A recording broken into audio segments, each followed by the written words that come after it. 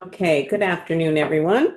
Welcome to House Human Services. This afternoon, we're going to be taking up two bills, S-36, an act relating to Medicaid payment model for residential substance use disorder treatment services, and H-46, an act relating to the Rare Disease Advisory Council. First off, and then we will have an oversight and accountability section on Reach Ahead at 3. First off, Katie, can you join us? And there, it will appear on our It's there. committee page, okay?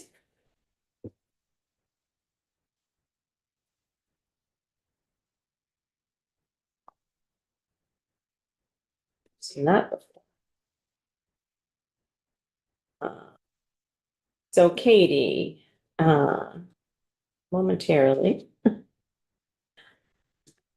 It's weird, I gotta X out of there and go back. Okay, committee, you will see it on your iPads or your computer, and Ray is printing out copies because we're going to be in markup mode. If you're looking at it on your computer, it's draft 2.1.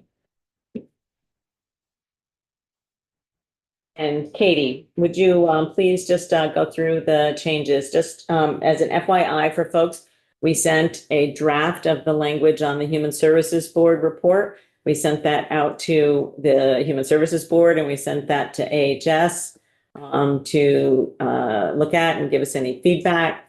The Human Services Board said nothing from me. AHS had some thoughts. Representative Bishop had some thoughts, and the rest of us will now have some thoughts. So why don't you, I'll go through what we have so far, Katie. Okay. Good afternoon, Katie with the Office of Legislative Counsel. Let me pull up the document.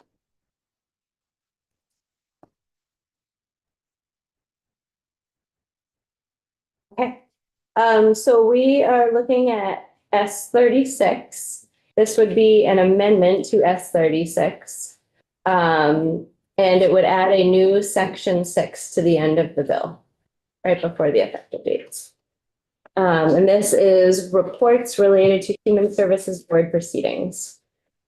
On or before December 15th of this year, AHS, in consultation with the board itself, the Office of the Attorney General, each of the agency's departments with cases before the board, community partners, and individuals with lived experience as appellants before the board, shall submit a written report to the House Committees on Healthcare and on Human Services and to the Senate Committee on Health and Welfare, providing the following information and recommendations regarding proceedings before the board.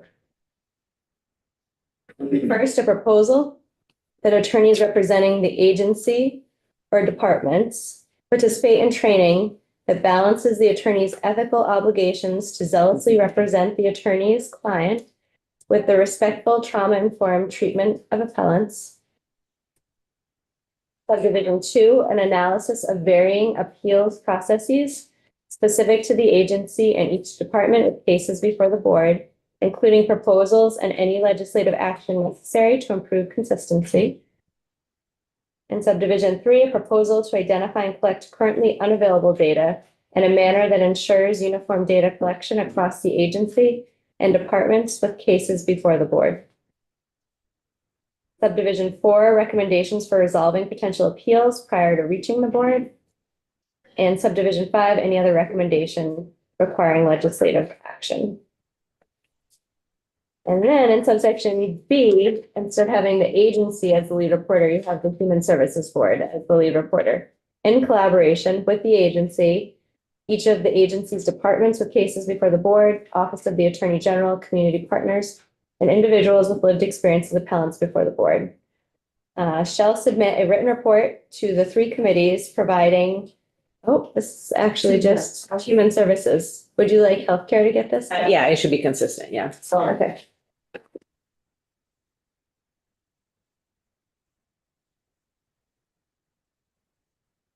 Okay. Providing the following information and recommendations regarding proceedings before the board. First, a proposal to improve understanding of board processes and accessibility to appellants including the use of media and graphics to explain what the board is and how it operates.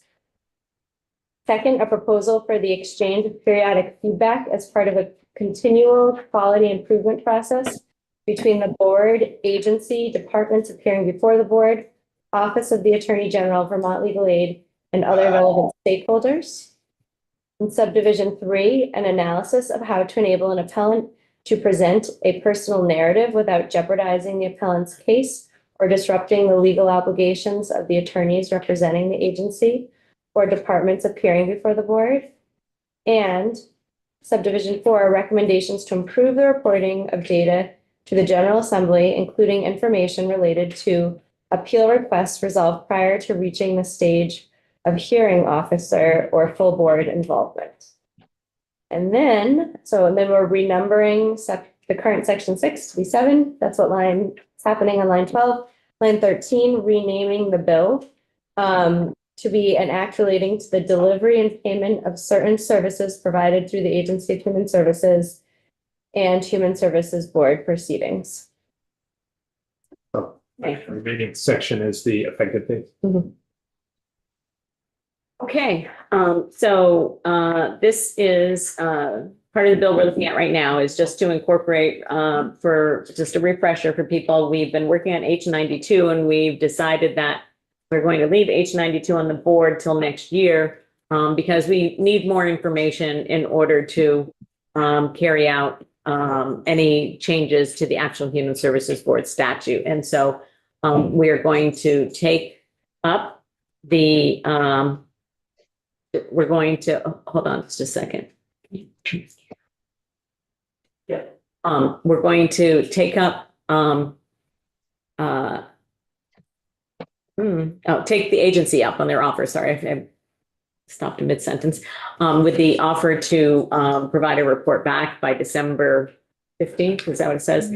And although the Human Services Board didn't make a similar offer, they have been very helpful and interested in improving their process. So they seem to be willing to accept feedback and work with all the parties to, really, I guess I would say modernize the process a little bit. Really heard that. Yeah. Yeah. And Representative Garofano forwarded the website that you found for how to do your own small claims court. Right. Right. And or Dan, oh, sorry. Dan's found it. idea. Sorry. Dan found it, yeah. Dan's Or idea. Dan's idea, I found it, it's his idea, yeah, we'll take joint. All right, that's all. It's all good. It was excellent. It was excellent. Whoever came up with the idea, it was a good, and it was a very, I think it Perfect. helped because it shows a court process, Yeah. so it shows how you can actually make a court process understandable to people who are not attorneys. And you don't have to have you can either read it or you can augment You with can the do either. video if you Yeah. want, you can, Yeah, I think it's very good. I look forward to the Human Services Board adopting something similar. Okay, so any thoughts about changing this particular section? And then we're going to go back and discuss the rest of the bill. Yes, go ahead, Representative Bishop. Question for me came up under B3. The analysis on how to enable an appellant to present a personal narrative without jeopardizing the appellant's case or disrupting the legal obligations of the attorneys representing the agency or departments appearing before the board. I thought we may have also heard some testimony from a hearing officer that we also want to be careful to preserve the record that they are creating. So not just without jeopardizing the obligations of the attorneys, the opposing attorneys, but was there also some discussion about it wouldn't hinder the ability of the For department to appealing. create a record that's maybe necessary for appeal? Yeah. Yeah, I did. Yes, I recall Joe and or the hearing board chair saying, with regard to the next step of appeals is going to the, Supreme Court. So It may be as simple as or disrupting the legal obligations of the Human Services Board or the attorneys representing the agency or departments. That, yeah, that would be a nice clean. Do you think that that does that? Katie? Yeah, I was also thinking that you could just strike the sentence after obligations, appellant's case or disrupting legal obligations. You want to be more specific, I think. Case or disrupting any, Yeah, I think that being more specific I is think better. that's, so obligations of the board and the attorneys representing. Okay. Any other thoughts or feedback about changes based on what we've heard? Well, I guess I have a question, just in my understanding.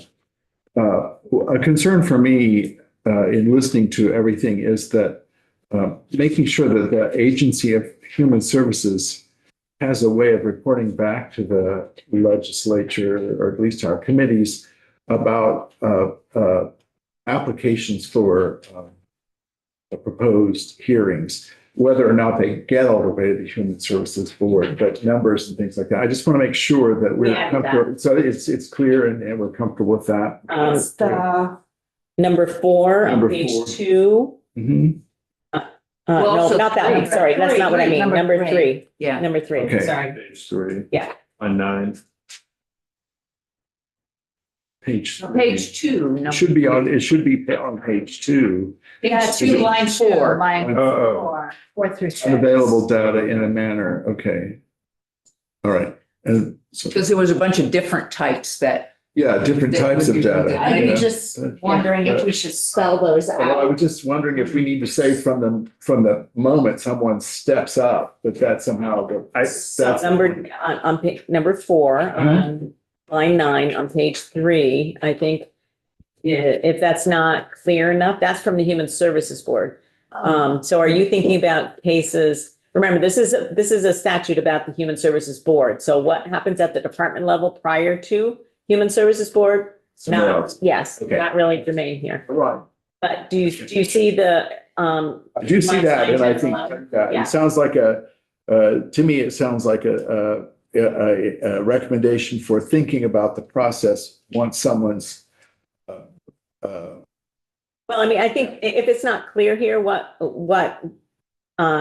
we would like them to send back is, here's the data we're collecting now, here's the data that we think is more relevant, and also, because they're sending us a bunch of stuff. I don't know if you've had a chance to review the report that they sent.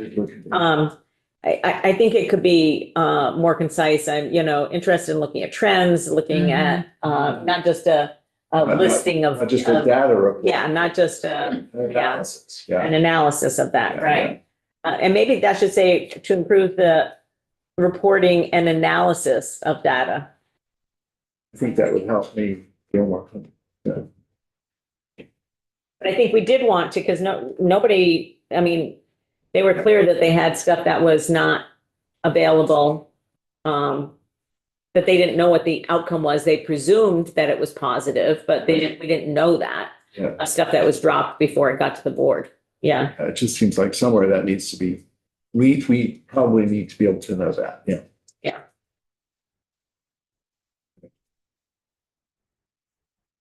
Other thoughts? Yeah, go ahead, Jeff. So one data point, just to be clear, that we're not collecting in this is the number of people who approach the agency or the department first. That first level of appeal, right? They have a first level of appeal at the department level. So we're not collecting that data. This is just once it gets to the appeal, the HSB process. That's what the statute is Yes. about. Yeah. But the agency, in the agency section, number 3, we have a proposal to identify and collect currently unavailable data in a manner to ensure uniform data. So that's at the agency level. So that would include people that are Okay, good. submitting appeals within the agency before it's gone to. Could that just add that, including? Including data that, about appeals that do not Reach the board. reach the Human Services Board. Right. It's all that the, yeah. It's not only that they're resolved, but we want some data that's related to that as well, yeah. Yeah. Okay, where would you like that? It was We're on, page 2. subdivision 3. 4. Yeah. Or, Line 6, yeah. would add. 6, okay, including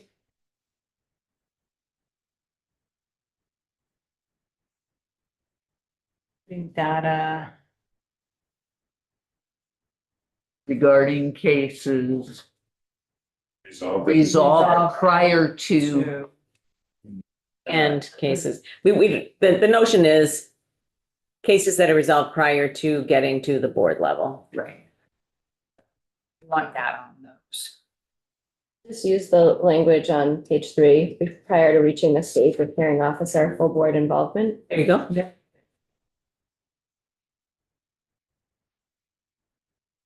That is more to help capture what you were also Yes. talking about, Zon, I think. Does that double up some of the numbers? Because something could get resolved at the department.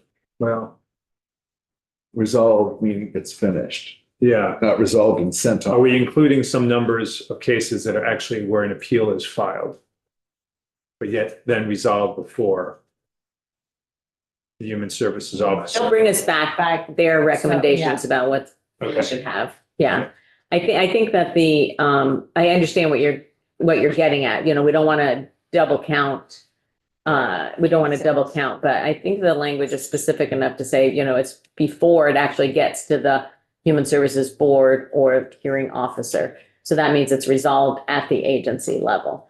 And right now, honestly, we don't have data on what's resolved at the agency level prior to. Right. What if we said, it's resolved prior to an appeal being made to the Human Services Board?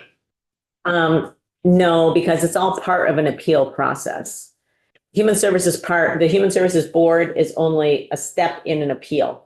It's not a separate appeal. Okay. You know what I'm saying? Yeah. So the initial appeal is initiated depending upon the department and the program. It can be initiated with your case manager at a designated agency, or it can be initiated with an eligibility specialist at DCF or at DIVA. So it's just the regulations outline the next steps in the process, but it's all the same appeal. Okay. Because we don't want to leave a gap in what we cover in the same way that we abandoned any and all services available to 6-year-olds in the state of Vermont. So we have success before 6 and we have success after 6. You know, Nothing sticks. It's like, yes, sorry. it's a pet peeve, I guess. Yeah. Yeah, I think I'm hearing something. Yeah. Haven't used it that In a line while. this year yet. I know. Bring it to I the was next gonna generation of went over legislators. my head, so, Yeah. okay. Any other thoughts about, that? So we're tackling data on both the department level to some extent, a smaller extent, it's still about the same appeal. Yeah. And then at the Human Services Board level. Yeah, I'll just say that what I like about this approach myself is that it's person-centered in the fact that someone appears and we start to have data that follows all the way through the arc, rather than just the actions that are being taken Yeah, along the way. yeah. And, you know, next year we'll have to think about how we receive that information, how often it's collected, you know, Okay. we'll have to refer back to our report section on that. So, okay, I think that's it for this part of the bill. Let's take a look at the, would you pull it up, Katie? The initial S-36 sent over from the Senate. It's been so long since we looked at sections 1 and 2. I think we should do that again, just to remind ourselves. So this is looking at, there was some discussion last week about the monitored. Is medical necessity in there someplace, or is it just medically? Oh, yeah, right there. Well, Okay. necessity, All yep. right, but we heard from the providers that they now believe that that is okay. So, so this essentially puts into place the requirement that payments based upon the medical decision-making of the healthcare provider as it's prescribed and in the treatment plan. And so it does it for high intensity, and then the next section is about low intensity. And what we're really talking about here, and probably the most important part of this is section 3, which if we can move down to section 3, which is the payment model. Part of what has been driving this appearance of 14 days being the only length of stay authorized by Medicaid is because they pay on an episode base, and an episode is 14 days. And so that's really kind of what's been driving things. And so this section will have them look at how they're paying for these services and whether or not how they're paying for them really is influencing healthcare decisions, and the perception that people can't stay more than 2 weeks, which, you know, they did provide data, you look at the data, the average length of stay is 2 weeks. They did have some people who extended beyond and some people who were less than, but I think that they understand the need to take a look at this and would be doing this in concert anyway with our bill, H13, that is 13, is that the right number, Dan? Yes. Yes, H13. Yes. That is being considered in the Senate right now. So to me, this is probably the most important of the first 3 sections of the bill. Anybody have any questions or thoughts about this? Yeah, go ahead, Doug. Just in the titles for sections 1 and 2, is there a reason it said mental conditions rather than mental health conditions? Oh, that sounds better. I thought that was, Yeah. That was the term recommended in 2016 or 17 when we had a report by stakeholders on respectful language throughout statutes that included aging, developmental disability. It was cleaning out all the statutes about, you know, insane and. So their recommendation was mental conditions? Yes, it was. Okay. I wasn't ecstatic about it, but I was okay with it. Okay. There was an improvement over what was there. Definitely an improvement. No need to But there was, revisit it. I think Insane. they had a reason, they had a reason for not wanting mental. Still don't like that either. Sort of, I think the analogy would be, you know, people who don't like, you know, for instance, behavioral health unit or even mental health unit on a hospital, because you don't have, you know, the happy heart unit, you have cardiology. So let's call it what it is. It's a mental condition. It's not actually a health condition. It's, I think that was, I wasn't present in the discussions, but there was a full report and that was their recommended language. So Okay. I know it hasn't necessarily been carried out in all statute, but I've seen it in other things where it's been used because that was the chosen Okay. recommended term. All right, anybody have any other comments about sections 1, 2, or 3? Okay, so in other words, we don't have any amendments to sections 1, 2, or 3. All right, so the thing that we've spent a lot of time talking about is sections 4 and 5. I guess that's, you consider them together. And that's about the public inebriate program. And really the decision point here, what's being proposed is that there's an effective date of July 1, 2025, after which time the Department of Corrections sort of holding beds would not be able to be used. So it's implementing a policy that was enacted more than 10 years ago now, and has been struggling along.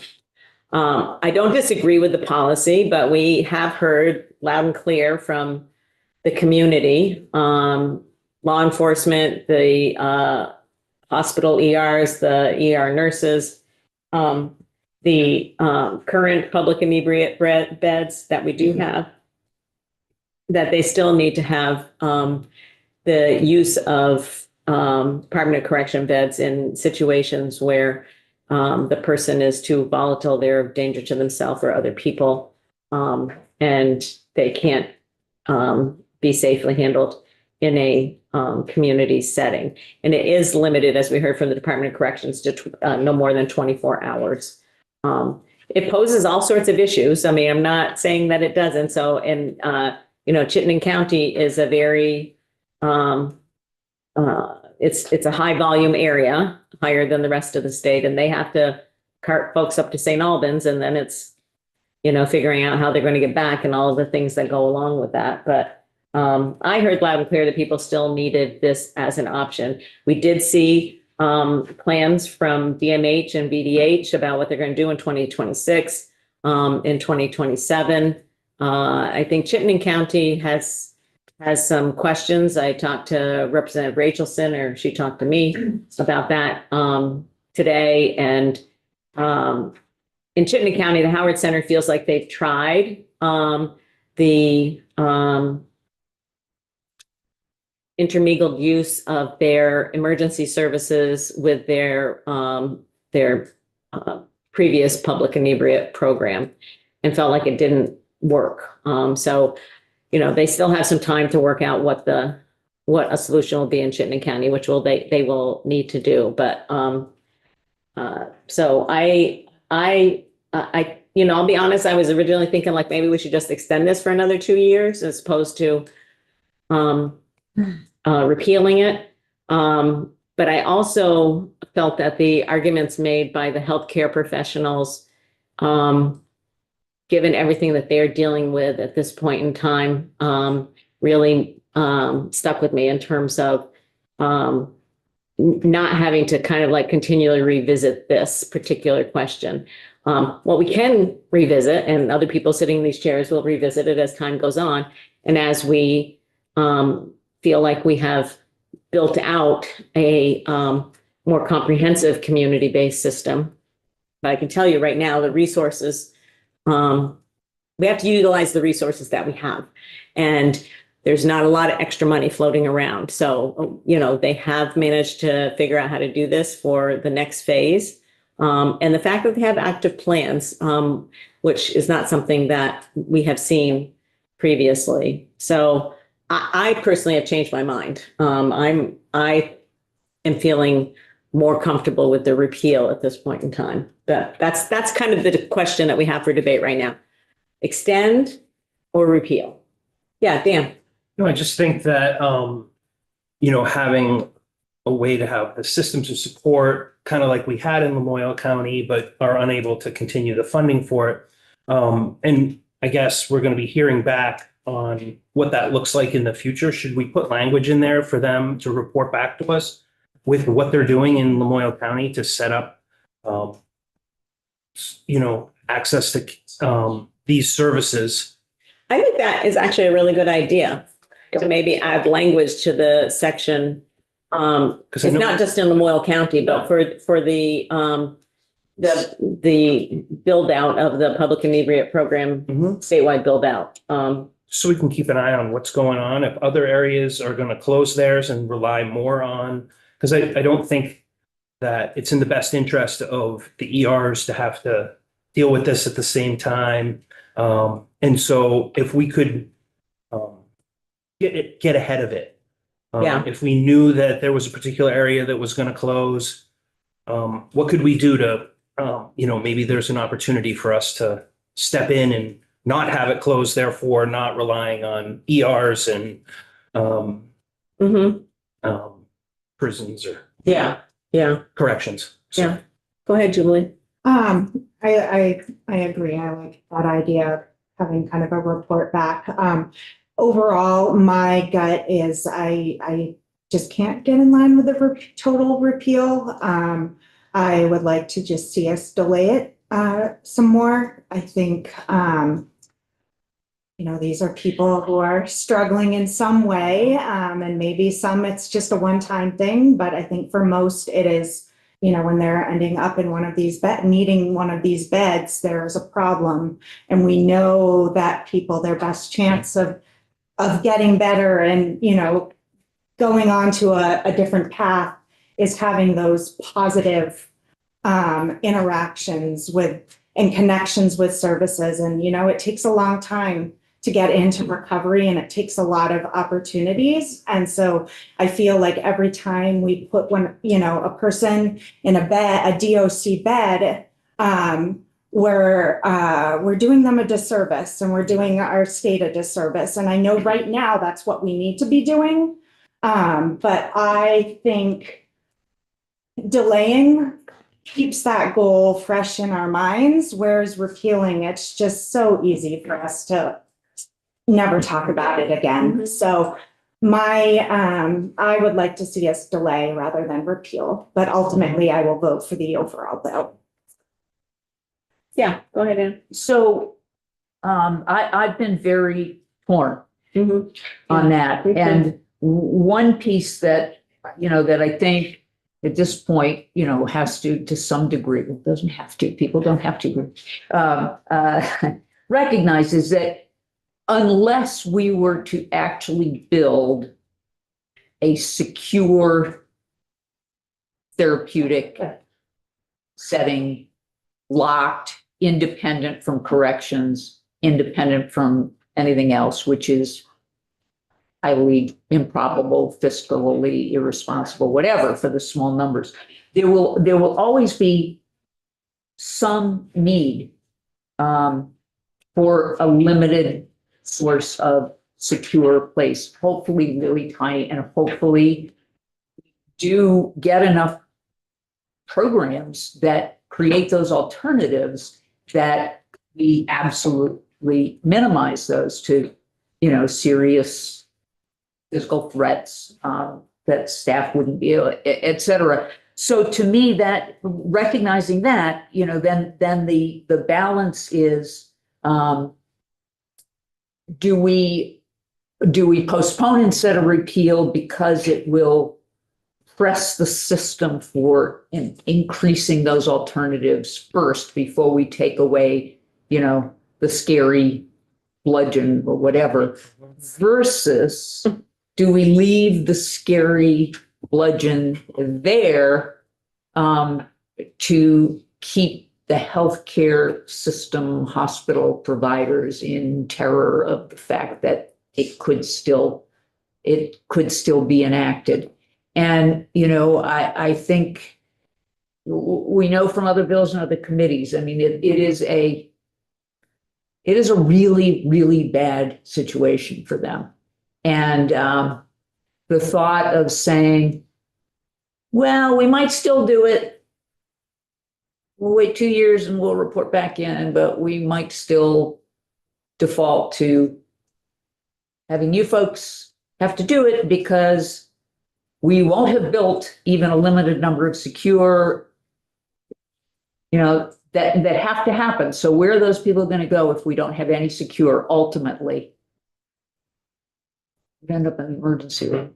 So that's what I'm throwing up. And that's why I'm leaning right now towards saying we should repeal. Can I respond? Yes, and then Brenda. I'm wondering if we can find, I don't know if it's possible, in our kind of like, if we were to delay putting in language, like we're delaying until we feel we found a path where this won't fall on our ERs and our really fragile healthcare system. So delaying until we can ensure we have the capacity to take it on elsewhere. So I wonder if there's a way, I'm just brainstorming out of the sky, say, it is the intent of the General Assembly to never have an outcome where because of lack of ability for a secure place for people who need a secure place, they end up in an emergency room. Yeah. But we're extending the existing statute for 2 years in order to engage optimal alternatives other than corrections prior to repealing it. That's not very coherent, but Yeah, just a second. conceptually, I don't know. Katie, would you pull up the 2019, the section that we're looking at, the section that is to be repealed? So that people can just see that on the board there. Gonna take me a minute. Yeah, that's okay. That's fine. Brenda, you're next, and Yeah. Dan, and then Doug. Well, when we heard testimony, you could see the fear. in the nurses. You could see the fear. We can't put people in jeopardy of that have families, and I've been around alcoholism, and they're probably safer even being put in the correctional center for themselves too. And we can't, and if you send them to emergency room, you're putting more staff at risk. So. Dan? You know, if yesterday I was at a thing where they were talking about the blueprint and access to MAT for individuals when they come into, you know, like no wrong door can get you to MAT. We don't have the same for alcohol, but we have the ability to provide those services. We just don't have a blueprint or the same processes from what I'm hearing. And me, you know, if this was specific, you know, maybe that could come along as a way to get someone into treatment or into the ability to not continue, you know, showing up and needing this type of, whether it's, you know, ending up in incarceration or whatever. I'm just throwing that out there, that a delay might allow us to really think about how we can provide better supports for these individuals so that they don't continue to reoffend, I guess, or end up in the same situation. Doug, and then Eric, and then Ann. I would support that we maintain the repeal. It's in S36 as it came to us from the Senate. I think we all share the goal of having the public inebriate program beds available. But to a person, I think everyone who testified said that maintaining the option of having a DOC bed was part of a system. Not that people relish the idea of that being used. And I took all those folks at their word that it seems like it's a last resort.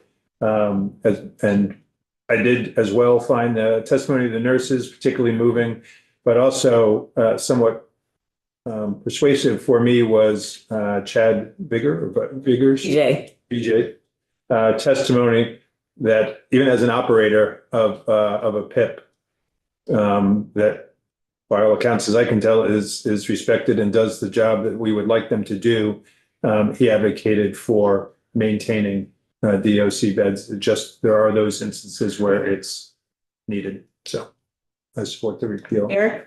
Yeah, I'm just going to touch on something that Doug just mentioned in regards to no one's been charged with a crime. No one's been placed into the custody and care of the Department of Corrections or law enforcement in regards to this. The mechanism of NCAPs, what they are called nationwide, and incapacitated, is strictly for the safety of the individual and the safety of the community. They're not automatically deferred, as you just said, and kicked down into the correctional system.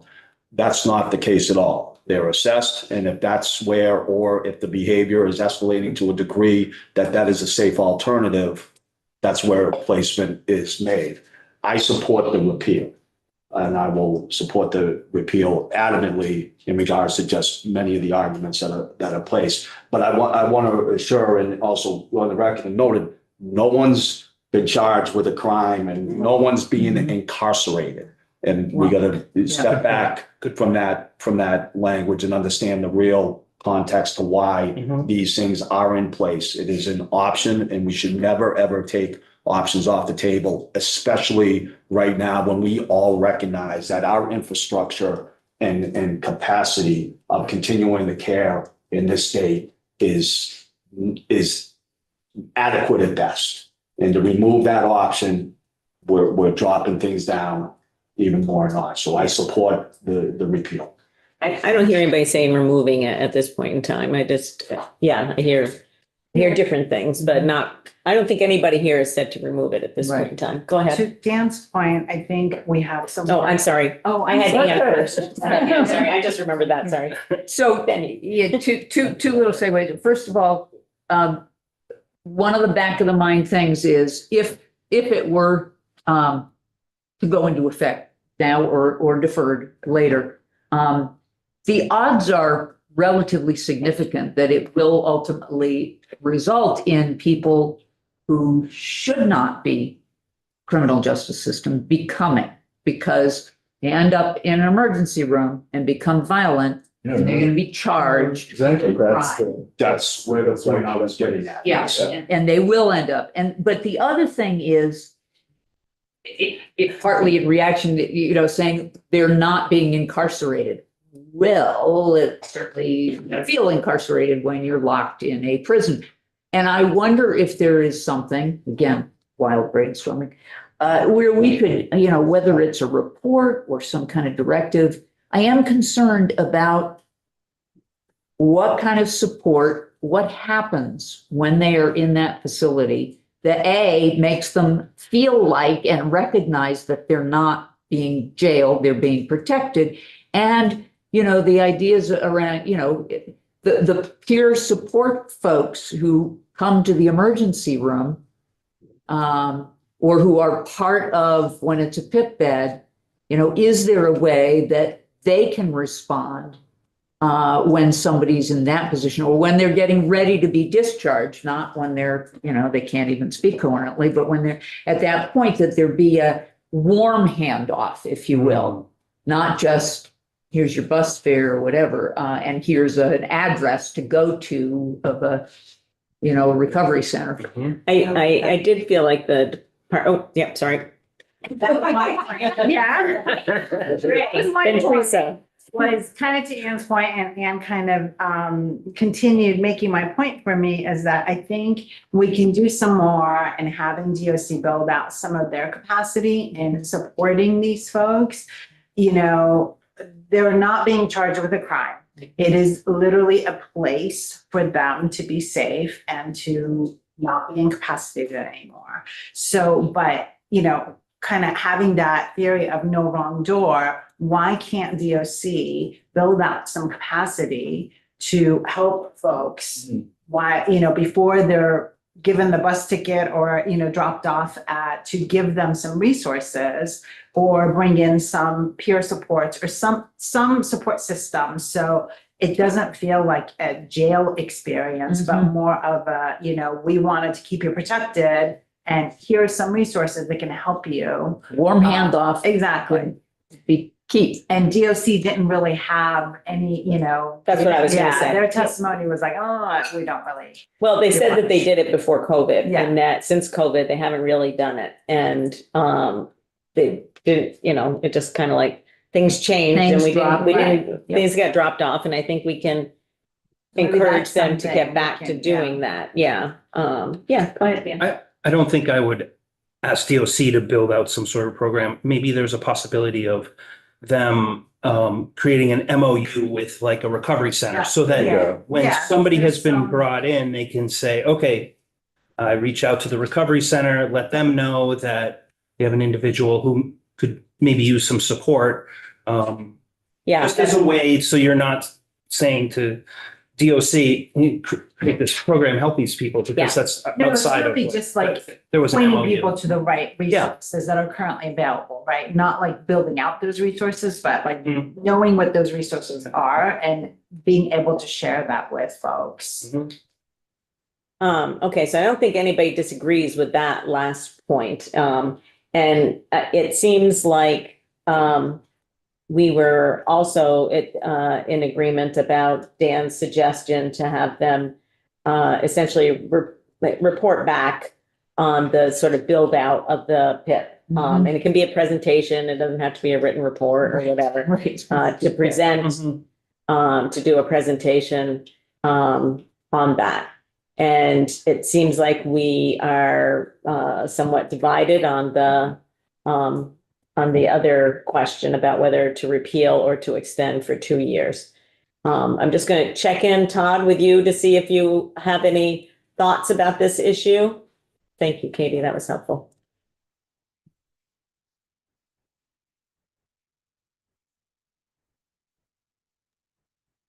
Okay. I'd like to repeal it. Do you hear me? Okay, I can now. I'd like to repeal it. Thank you. All right, thank you. Esme. Yeah, I completely agree with the build out of the system of integration there. And I know I could really secure your coaches in this situation being very, very useful. And when the yeah, I'm just thinking about like the 24-hour period, you know, that they have, and I guess near the, I mean, recovery experts would have the best practice with that, when they get involved. But, yeah, I think my only question forward thinking is that, you know, as of now, the numbers show and the data show that we're, you know, we keep talking about needing to reserve this option for especially folks who are really out of control and violent, and we do not want them in our ER, you know, they shouldn't be in our ER because it's not a medical issue. So reserving that option, yes, but as we know right now, you know, that and far beyond that is who's going into our correctional facilities. The data, And that's- we've got that. Yes, we do have that data, and the amount of time that law enforcement is spending in the car, you know, and doing, you know, handling these situations is far more than we need it to be when it comes to efficient allocation of resources and also best practice for what would be helpful for these people. So whatever language we do choose, I'm just really wanting to ensure that it provides some direction in the fact that this is not where we want to be. And I know we need the infrastructure to be able to change this. And so we can't just demand something without the underlying infrastructure, but I do think in statute, in writing, somehow, you know, we can't just sort of say that, you know, the status quo is good and it's efficient and it's what we want. So what about this?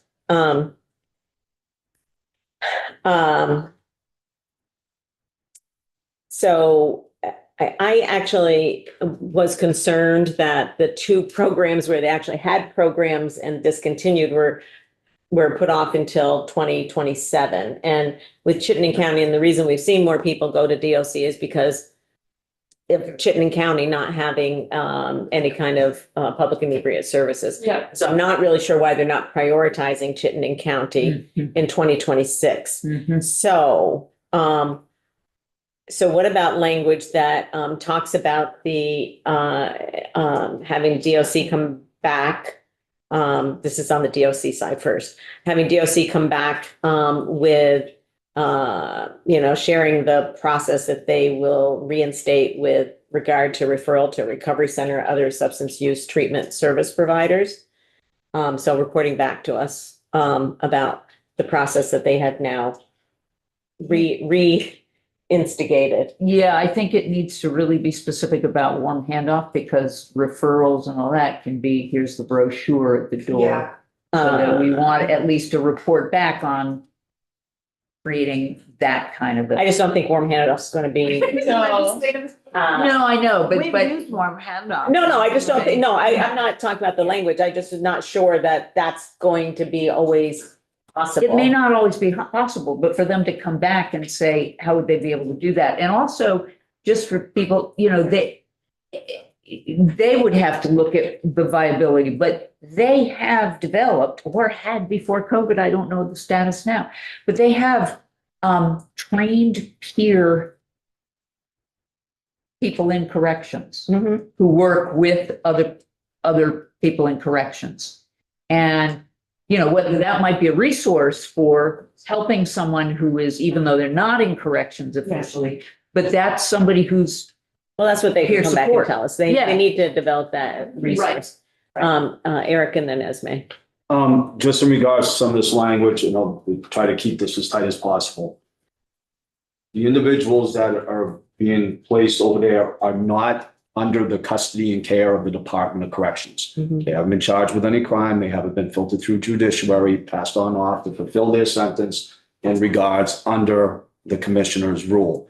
I well, believe they're that. in custody. They're not in, Yeah, but they may be in some level of custody, but they're not under the custody and care as outlined within the Right. system of the Department of Corrections. Therefore, I think we may run into some burdens and put in stipulations and requirements upon a system in which individuals are not under their custody and care. yeah, but I think it's just asking them how they could do that or report back is not the same as It's not requiring them to do them it. to do things that they may not be able to. So they actually said that they did this previously. And then during COVID, things kind of, you know, fell apart on a lot of different situations. And so what my intent is just asking them to go back and say, okay, how can you reinstate what you were doing prior to COVID in terms of getting people hooked up with, if it's still voluntary, Mhm. because you can't force anybody to do anything. But that they at least make people aware of. And so that would be just a report back to us Okay. next year. I guess the point I was just getting at is I would just want to make sure that the language that establishes recognizes that the individuals that at that time that are in NCAPS are not under the custody and care of the Department of Corrections. Yeah, I think that That way that stigma doesn't get on out there in regards to that individual. Oh, you were incarcerated. No, I wasn't. No. I got put in his NCAP. Well, they Yeah. gave you services. Yeah. Means you got, you know, you got something, yeah. Yeah. Want to avoid that. Yeah, go ahead, Esme. And then Zon. I'm curious about what we're envisioning for trying to encourage that Chittenden County alternative. I haven't gotten to part two. Okay, never mind. Got a little note on, Okay. Yeah. So part two would be on VDH and DMH to actually, for us to put in the bill that to prioritize reinstatement in Chittenden County. Yeah. Because it's the highest volume. Yeah. Right. Yeah. And it seems like even if you're not able to do it in a couple of the other smaller counties, Yeah. doing it in Chittenden County is going to result in less less Yeah. visitation to a DOC Less facility. protective custody in DOC. Yes. Yeah, so so I would like to see language that prioritizes Chittenden County by the VDH and DMH. Yeah, go ahead. I guess I Oh, I'm sorry, it was on, and then you. represented. Well, so, That's me. I keep forgetting, order. that's what, I just, for me, this is a Venn diagram question, is what I'm saying all around the point. And it seems to me that the Department of Corrections is sitting over here, and we'd like some of the services that we're dreaming about or envisioning here to lean over into Department of Corrections, but not be Department of Corrections. It's like there's just a set of services that we're trying to provide here. It's linkages. It's really linkages. Yeah.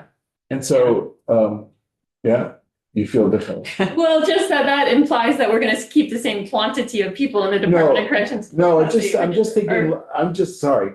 Oh, no. I just think that we're just looking at what are the options for Yeah. now as we go forward. And I think it's important that we try to speak to where we're going and what the vision we have for getting Chittenden back online in Yeah. a more sufficient way. Yeah. But not taking away their capacity, maybe ever, to be able to use this one bit of the Department of Corrections for those particular set of people. You're always gonna have to. The question is, how tiny can we? Yeah, yes, exactly, with a desire to reduce, so. I just wonder with our No, desire no. to prioritize this work in Chittenden County, I worry a little bit about stepping on the toes of the agency, and I would imagine they've given some thought to that, and there's a rationale. Maybe it's a rationale we disagree with.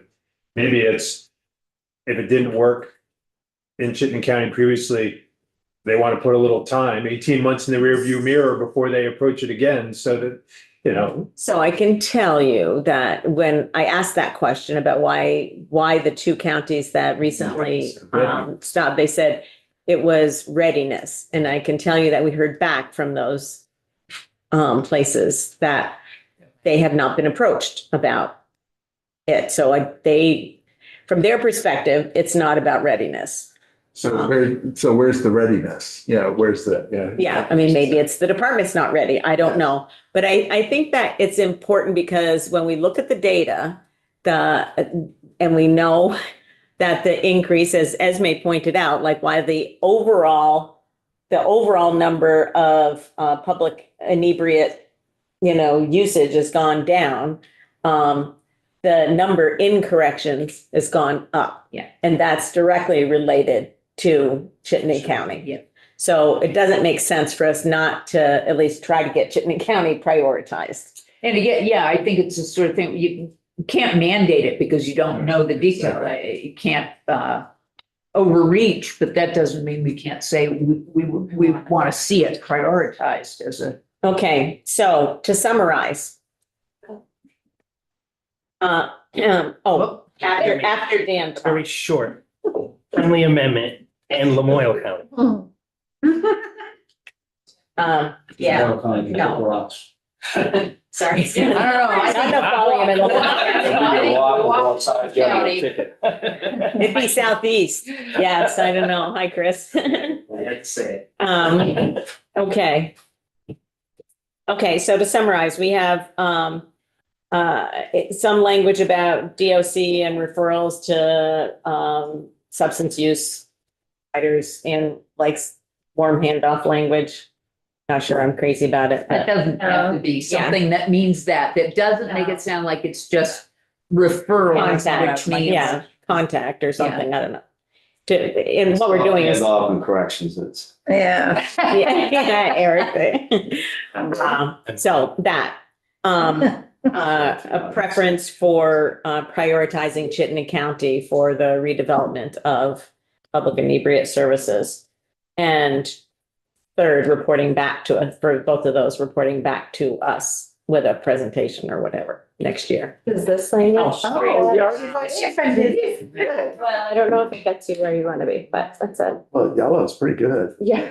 It's all right. Almost see it from here, but Oh, not you want to, quite. let me see what I can do Yeah, here. because we can't pull it up, right? Yeah, that's true. Oh, yeah, there we go. Mhm. Excuse me. Anything we add, I have to add, healthcare because. Yep. The pit beds, they're Oh, right. interested in pit beds. No, you can put us first. Oh, you do it alphabetically, I know. Sorry. That was a good run with Katie while she was. I know, yeah. It used to be our favorite ledge council.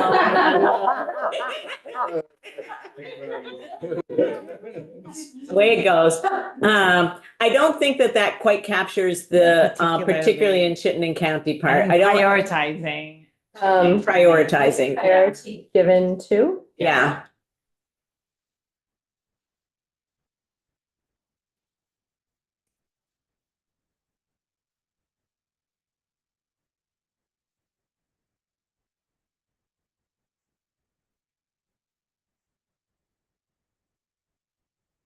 Okay, let's see what the next part says. Get to that, not yet, but.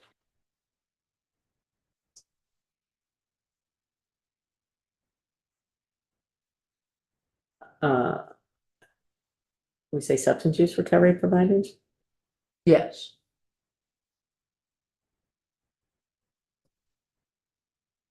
Substance use disorder. Do you use disorder when it's Just substance use. I think it's substance use recovery, yeah.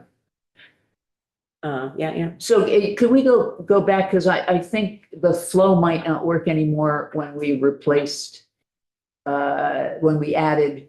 So we're talking about describing efforts to expand, prioritizing Chittenden County. And we want them to expand prioritizing. We don't want a report on their efforts to expand prioritizing Chittenden I County, see. right? I thought that was part of the report. Well, maybe part of the report, but we want to tell them we want them to prioritize it, not just that we want them to report. Well, maybe that could be, Oh, I see. The report will Leaders. have a priority of Chittenden County is what Yeah. you're suggesting. so maybe a sentence here in one, the departments shall expand with priority given to Chittenden and then create. Yes, perfect, yeah. Yes, I agree. The prioritization of Chittenden County is within their existing expansion. Right, it's plan. not the report back about how they're, yeah.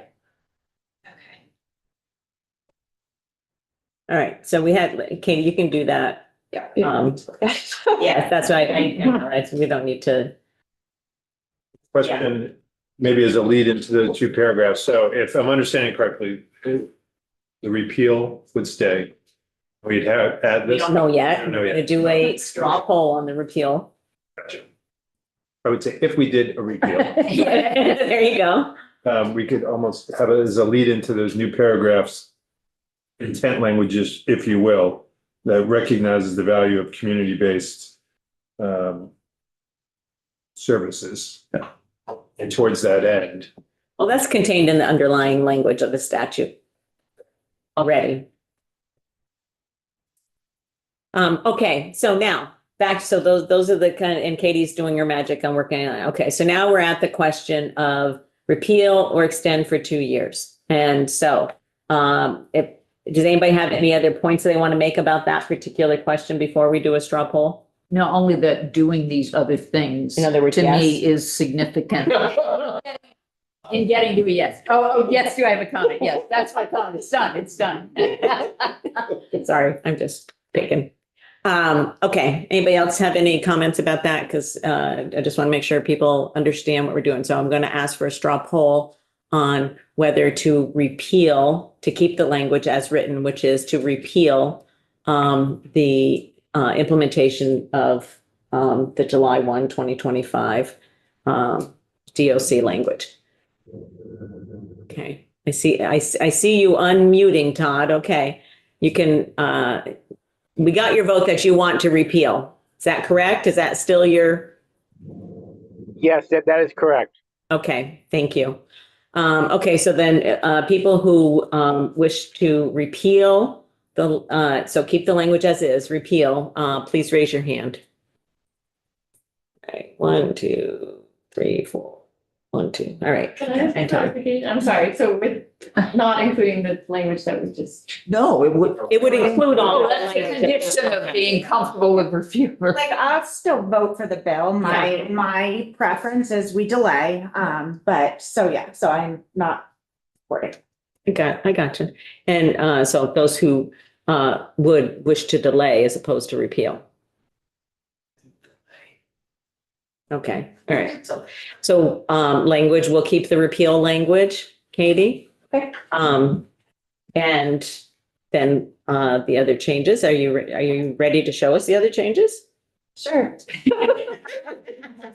Amazing. I think I'm gonna reorganize it, but That's okay. I can see the language. Thank you.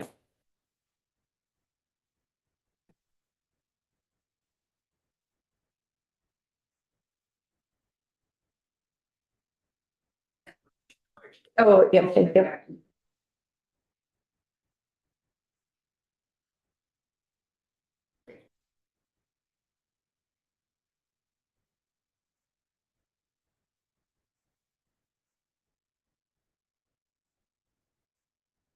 So does the fact that they already have an expansion program like in place and they have a plan have any bearing on that line 12?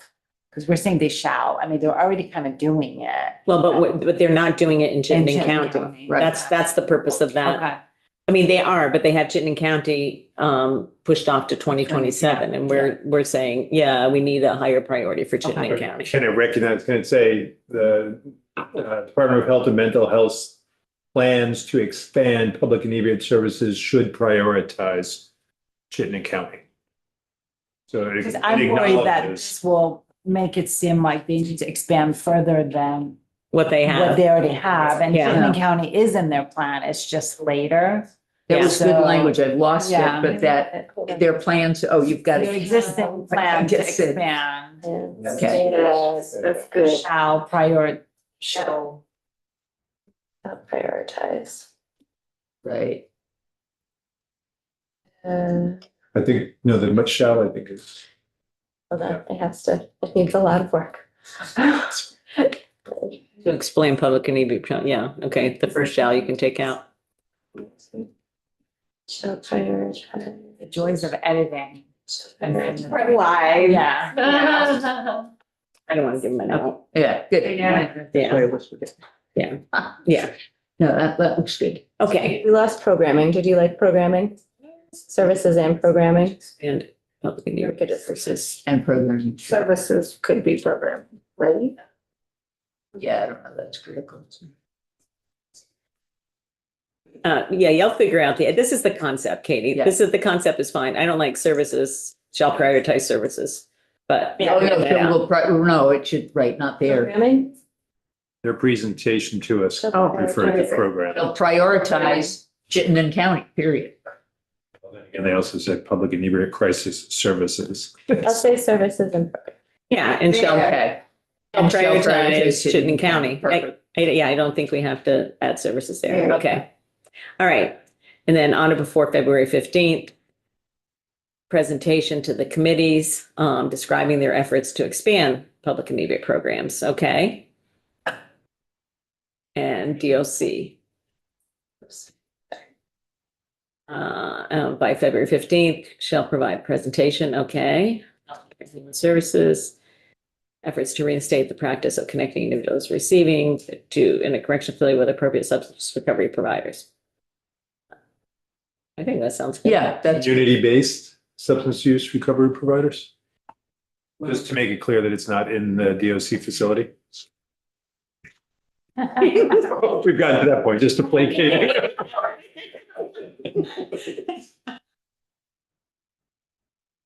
Okay. All right, any other thoughts? What does that mean for how, if we're now changing S36, It goes back to the Senate. but is it, do we change it so that we're no longer offering that the H92 language is no longer a separate amendment? This will all be one amendment. Only one amendment. Yeah. Right, Katie? I wasn't gonna do a strike all because I'm adding two sections. I'm adding the reports that you just Right, I'm added. just saying you're gonna be adding those sections to the amendment that Oh. we saw earlier. Yes, yes, yes, yes. I'm gonna just add a section 6 and 7, So you'll speak to the underlying bill amendment. Gotcha. unless you want to strike all. No. Okay. Good. I don't like that having to vote twice on a strike off. Do we have to vote twice, Dan? So we're amending it? Just amend it. Right?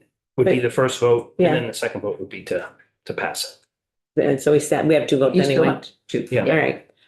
Okay, so, Katie, do you think we'll have this back for tomorrow? Yes. Okay. All right, great. And then whenever you are done with that, we'll take do we want to take like a 5-minute break, or do you want to move right to 46? Are you sure? Yep, 5 Okay. minutes now. No, okay, we'll take it after this.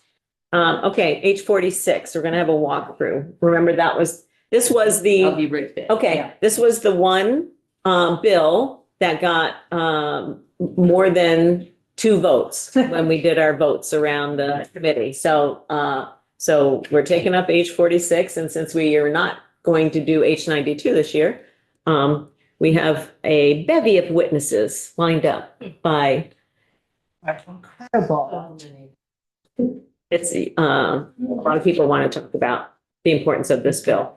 And Dan, was it you who sent me a link or something to something that had just gotten defunded at the federal level? Yes, Okay. Yep. Can you find that again? absolutely. Okay, Yeah. thank you. Okay. Let's have a walkthrough, Katie. Okay. This is H46, an act relating to the Rare Disease Advisory Council. And we're adding a new chapter, Title 18, titled Rare Diseases, and then Section 981 sets up the Advisory Council. There is created a Rare Disease Advisory Council within the Department of Health to provide guidance and recommendations to the public, General Assembly, and other government agencies and departments as necessary regarding the needs of individuals living with rare diseases in Vermont. And we move to the membership. The Advisory Council shall be composed of the following members, with members potentially fulfilling multiple roles if the member meets qualifications of more than one subdivision. What does that mean? That the same person could maybe meet F and E. They could be a representative of academic research institution, and they could also be somebody who's living with a rare disease. All right, but then we don't know exactly how many people we're appointing. Yes. Okay, all right, well, we'll strike that. Okay. Subdivision A, Commissioner of Health or designee, Commissioner of DEVA or designee, Commissioner of Financial Regulation or designee, Director of the Office of Racial Equity or designee. Two individuals living with a rare disease, one appointed by the Speaker of the House and one appointed by the Senate Committee on Committees. A representative of an academic research institution in the state that receives grant funding for rare disease research appointed by the Speaker. a caregiver of a person living with a rare disease appointed by the Senate Committee on Committees, a physician practicing in Vermont with experience treating a rare disease appointed by the Vermont Medical Society, a nurse practicing in Vermont with experience treating a rare disease appointed by the Vermont chapter of American Nurses Association, geneticist or genetic counselor appointed by the Senate Committee on Committees, a representative of health insurance companies serving Vermonters appointed jointly by Blue Cross and MVP, a representative of the biopharma industry doing business in Vermont appointed by the speaker, and a representative of rare disease patient organization operating in Vermont appointed by the governor. Subdivision 2, in the event, there is an even number of members on the advisory council after the appointments are made pursuant to subdivision 1. The governor shall appoint one additional member provided the member aligns with the advocacy, the advisory council's purpose, and prioritizes representation of patients to caregivers. So that was sort of to have an even number for voting. An odd number for voting. Odd number, yes, thank you. C, powers and duties. The advisory council is to conduct the following activities for the benefit of individuals impacted by rare diseases in Vermont. First, convene public hearings, make inquiries and solicit comments from the general public to assist the advisory committee with an initial needs assessment of individuals with a rare disease in Vermont and the needs of their caregivers and providers. Provide testimony and comments on pending legislation and rules that impact Vermont's rare disease community before the General Assembly and other state agencies. Consult with experts on rare diseases to develop policy recommendations that improve patient access to and quality of services provided by rare disease specialists. Advance affordable and comprehensive healthcare coverage. Provide relevant diagnostic services and improve programs such as the state's newborn screening program. And ensure timely treatment and other needed services. Also publish a list of existing publicly accessible resources on research, diagnosis, and treatment, including education resources for healthcare providers relating to rare diseases on the Advisory Council's website. Review the Department of Health's January 25 presentation describing the public health impact of rare diseases in Vermont and the department's role in addressing rare diseases statewide as required by Act 164 of last year. Did you have that presentation? I'm not sure. I don't feel like we did. Statutorily, you requested. We asked, yeah, okay, well, I'll add that to the list of things to do. 6, any other priorities identified by the Department of Health or a majority of the Advisory Council. Top of page 5, the Advisory Council is to have the administrative, technical, and legal assistance of the Department of Health. Reporting annually on or before December 15th, the Advisory Council is to submit a written report to the policy committees with its findings and recommendations for legislative action, including a description of the activities and progress of the Advisory Council during the previous year, an update on the status of the Advisory Council's funding needs, meetings, Commissioner Health or designee calls the first meeting. The Commissioner of Health or designee serves as chair. During the first year of enactment, the Advisory Council is to meet at least monthly, and thereafter by the call of the chair. Meetings may be held in person or remotely on an electronic platform as determined by the chair. A majority of the membership shall constitute a quorum. The Advisory Council shall maintain a webpage on the Department of Health's website containing notices of upcoming meetings, meeting minutes, public comments, and previous annual reports. And then we have our standard compensation and reimbursement language for not more than 12 meetings annually. And it takes effect July 1, 2025, which would have to be updated at this point. Okay. Well, I think there's some interesting approaches there to the appointment of members to the committee. Representative Donahue, you'll give us some feedback about that, I'm sure. Yes, sorry, little side. I have a question here, but Yeah, go ahead. If you have questions about the content. I'm just wondering, the section, this is on page 2, line 11, section F, representative of academic research institution in the state.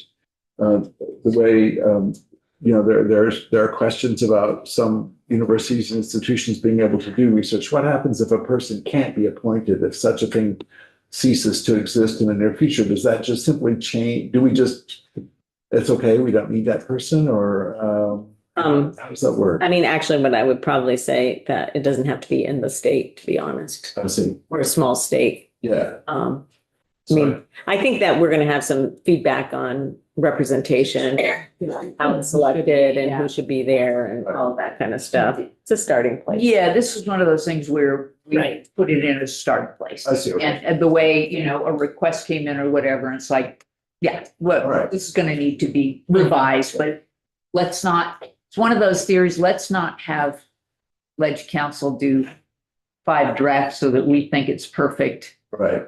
until after a committee takes it up. I appreciate that, I bet.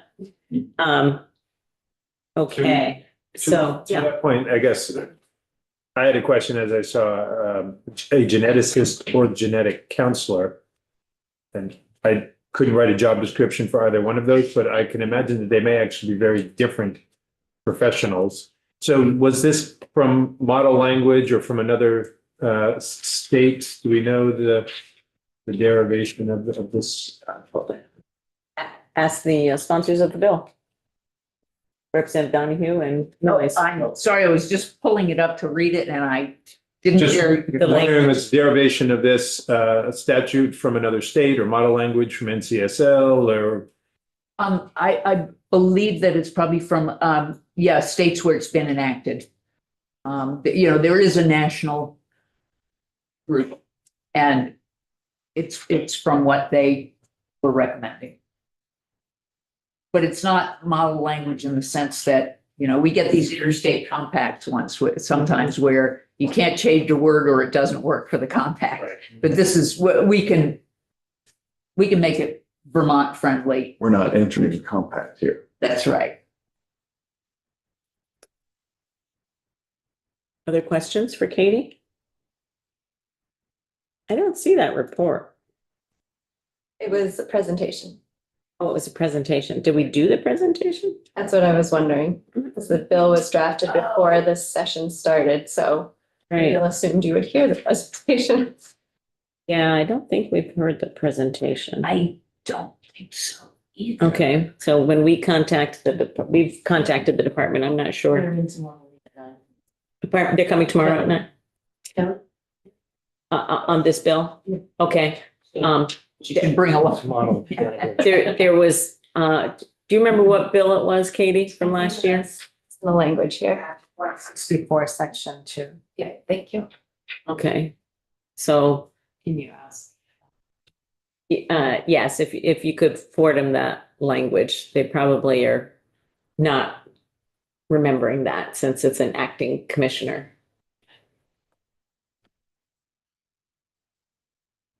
Twenty 24 action resolves number 164. Paste it and send it to Lori. Okay, thanks. Any other questions for Katie on the rare disease? So, Dan had seen this, that there is, that the current federal administration has terminated the advisory committee guiding states on newborn screening for rare genetic diseases. While I guess. in previous iterations, we probably would have said that, the feds were maybe dealing with this and now we may have to just, go it on our own. So I will, because this is, you hit a paywall, so I'm gonna have copies made, For folks. of this article. So, I just happened to read it in the Boston Globe on Friday after we I had saw it too this weekend. voted on this. Fill up in on Friday. I was like, oh. How do all you people read the Boston Globe? It's in the Boston. Boston The Boston Globe. okay. So it doesn't seem like anybody has any other questions for Katie on the construct of the language here for H46. Okay, so we are going to be taking up, several witnesses on this over the next few days. And Tomorrow, just as an FYI, we'll be having a vote on S-36 as we have revised it today. Okay, so let's take, we don't have our next witness until 3, so I guess you've got a little bit of time. Unless anybody has any questions about anything that's happening or not happening. And just a FYI, Doug will be reporting out S-36. So. So unset the bar, man. He set the bar. Yeah, I know. I'm He said- second. We didn't know what Eric was saying, but I think he said bar.